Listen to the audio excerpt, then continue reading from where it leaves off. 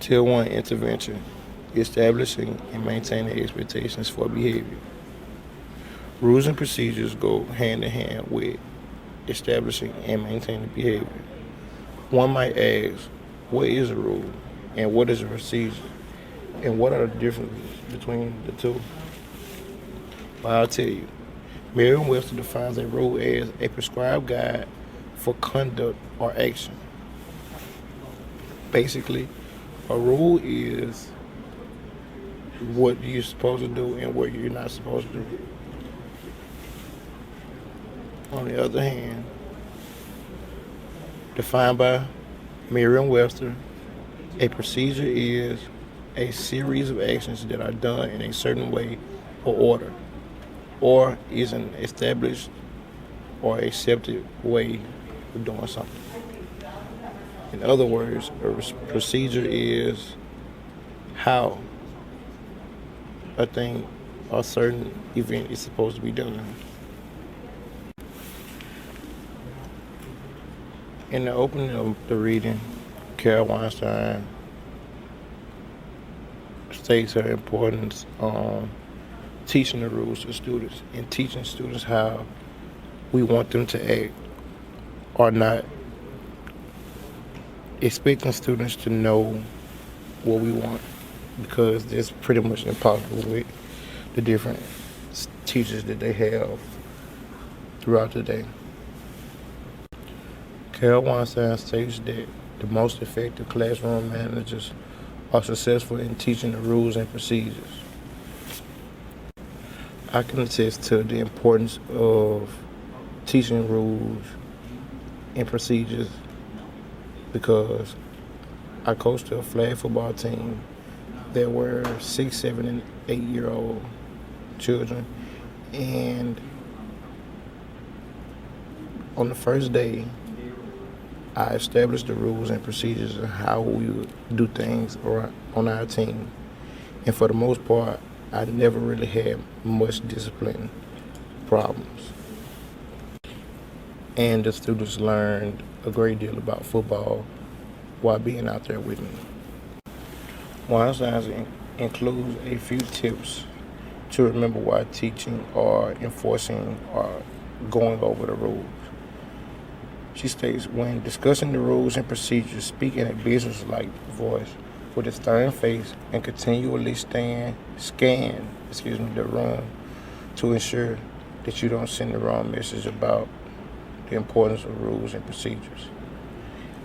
If you're up there in a kidding voice or you're laughing with the students, then they genuinely don't take you serious or your rules serious or your procedures. So that's why it's important to have a stern face and let them know that you mean business when you're talking about your rules and procedures. Secondly, teachers must think about the expectations of rules ahead of time and plan a method to present the rules and procedures to students. If you're not prepared to tell students about the rules and procedures and they sense it, it's going to be hard for them to respect you as well. Students need structure when it comes to rules and procedures. As teachers, we must remember that the need for order should not supersede the need for meaningful instruction, meaning that we can't be so caught up on power that we lose the real reason that we have rules in the classroom, which is to foster an effective learning environment for all students. In addition to those few tips, rules should be clearly defined in classroom. And clearly defined classroom rules and routines help to create an environment that is predictable and comprehensive. And it also minimizes confusion and to prevent the loss of instructional time. Students want a predictable environment because they ensure safety and they are more trusting when the environment is predictable and they know what's about to happen and they know what to expect. And confusion is at a low because it should be at a low because rules are meant to keep down confusion. And when students know the rules and procedures, that gives you more time to go over the lesson in class without having to stop and say, don't do this or don't do that, or I want my your work turned in this type of way or that type of way.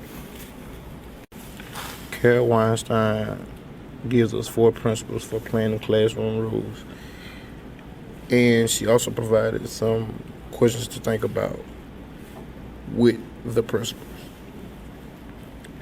The first principle is that rules should be reasonable and necessary. And the questions to think about are what rules are appropriate for this grade level, and is there a good reason for this rule? If there's not a good reason for the rule, then you should not have the rule. And if the rules aren't appropriate for the grade level or the age, then you definitely won't get nowhere because students are just not there mentally. The second principle is that rules need to be clear and understandable. Question to ponder is the rule too abstract for students to comprehend? To what extent do I want my students to participate in the decision-making process? That should be one of the easier principles to understand because nobody can follow a rule that they don't understand and that isn't clear.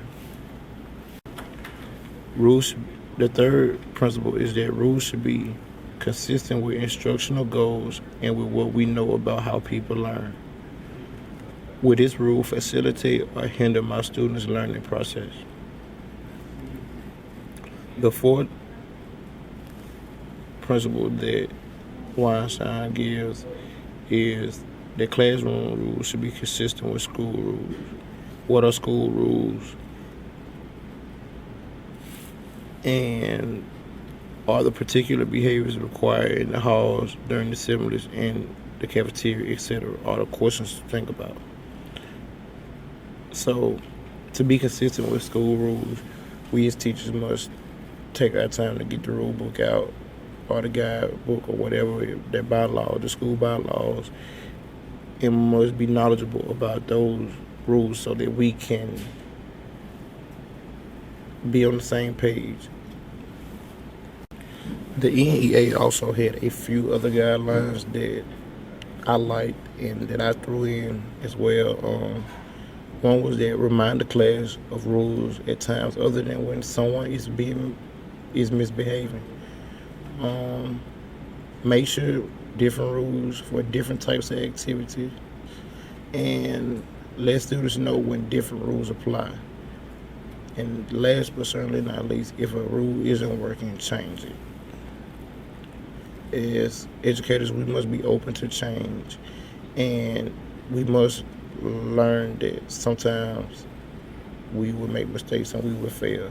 So that if a rule isn't working, just simply change it, and we should be open to change. Carol Weinstein also, in addition to the 4 principles for planning classroom rules, she also included 3 types of of routines or procedures that basically break down the classroom into 3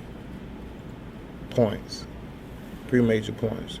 And these are class runner routines, lesson runner routines, and interaction routines. Firstly, class runner routines are non-academic routines that enable you to keep the classroom running smoothly and are productive to a good learning environment.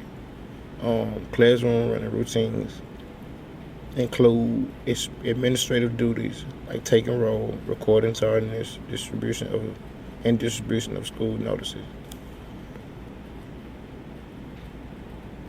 Procedures for student movement like entering before class and after class, leaving for the nurse, lockers, or even fire drills.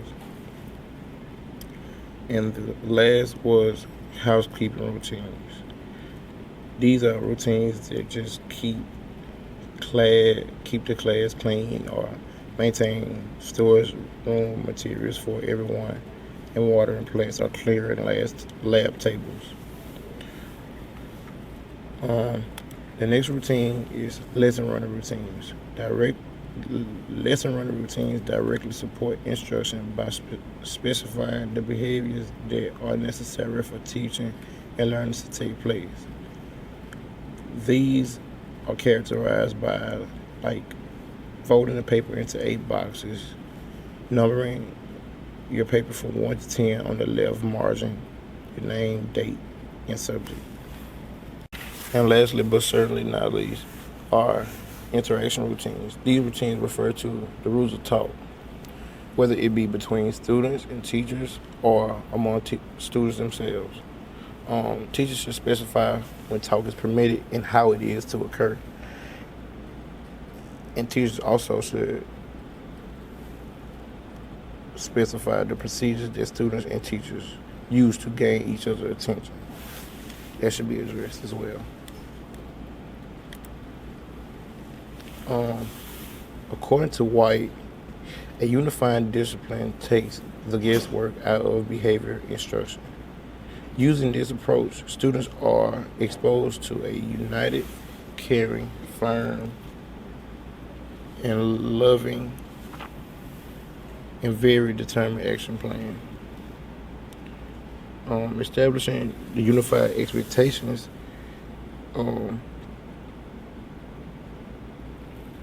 Kaufman says consistency and positive unified expectations for a successful behavior instruction are hallmark of an effective discipline plan. Clearly describe school and classroom rules, procedures, and consequences. Define the expectations for school success in using the unified discipline. Carol Weinstein also utilizes a rule rationale example consequence technique. She states the rule, explains the rationale, provides an example of appropriate behavior, and conclude with the consequences for those who are in violation of the rules. White also states that establishing unified correction procedures says when expectations are violated, professionals who use unified discipline respond similarly and consistently with unified correction procedures. Unified correction procedures involve actively monitoring student behavior and applying consequences consistently in a warm, assertive, and firm voice. There are 7 interdependent strategic targets proposed in the national agenda for achieving better results for children and youth with serious emotional disturbance. By Kaufman, Osher and Hanley, Osher and Smith and Coutinho. The 7 interdependent strategic targets are expand positive learning opportunities and results, strengthen school and community capacity to serve students in the least restrictive environment appropriate, value and address diversity, collaborate with families, promote appropriate assessment, provide ongoing skill development and support, and create comprehensive collaborative systems. Students respond better to their authoritative figures or teachers when they feel like they are cared for. For example, I was struggling to get performance out of my team, and I used an extrinsic reward, and I told them that after our first victory, I would bring everybody Gatorades to practice on the following day. And the way the students responded, because they saw that I cared for them. And after bringing the students Gatorade, after the first win, we went on to win the last 5 games of our season. So students really respond well when they feel cared for. Enforcing and establishing rules also means that you have to understand that sometimes what you expect from one student is not necessarily universal, or what is the way girls act in school is a little different from the way the boys do. Boys tend to be a little bit more rowdy, and girls are more relaxed and studious. Some basic classroom rules are: respect every member of the class by using appropriate language, by paying attention when another person is speaking, and raising your hand to speak. Second is complete all assignments on time and to the best of your ability. The third is come to class on time and be in your seat when the bell rings. And the fourth is bring a pencil and any other required material as assigned by the teacher to class each day. In conclusion, in the words of Carol Weinstein, as we will see, rules and routine may vary from class to class, but no class can function smoothly without them. Thank you, and you have a good day.